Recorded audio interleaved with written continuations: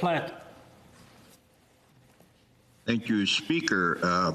I am amazed at how many top priorities this government has where they are doing absolutely nothing. And I also find it shameful that the government cannot answer a question when clearly this is a partisan issue when we have Canadians jailed in China. That is partisan. That is very partisan.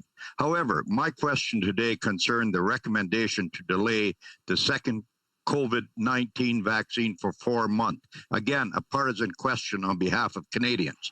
Last March, I raised with Minister Hajdu the concerns of a young woman in Ontario with cancer, dealing with changes in her care due to the pandemic. While her doctors say she cannot currently take the vaccine, she's concerned about what a delay of 4 months between doses means for other cancer patients. A study from King's College in the UK has found 95% of cancer patients who received the second Pfizer vaccine 3 weeks after their first shot developed strong antibody responses. However, when the second shot was delayed by more than 3 weeks, this fell to 43% and just 8% for blood cancer patients.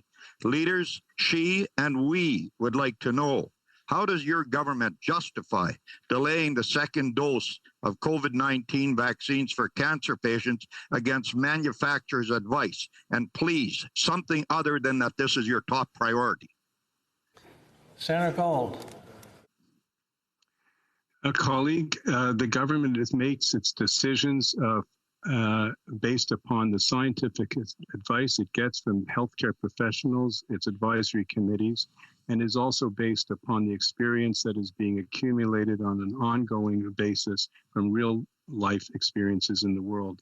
The government remains committed to vaccinating as many Canadians as possible and as quickly as possible to protect us from the virus and its variants.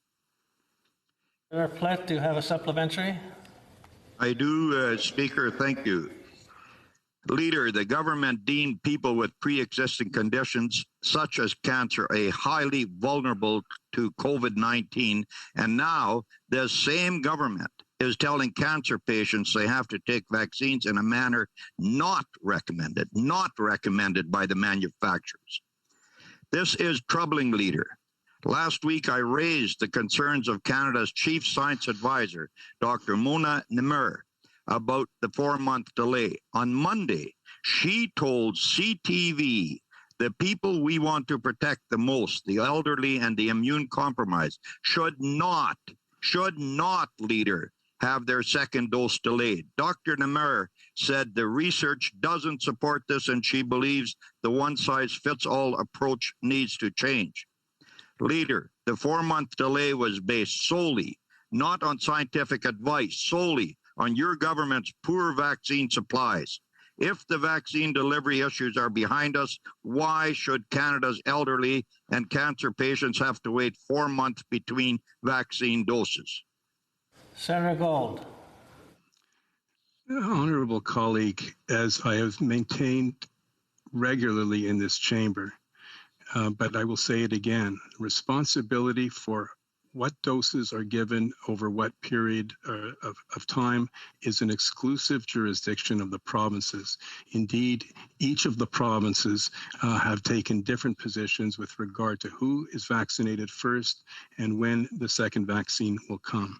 It is an important feature of our Constitution and our Federation that areas within provincial jurisdiction are given respect. Health happens to be one of them.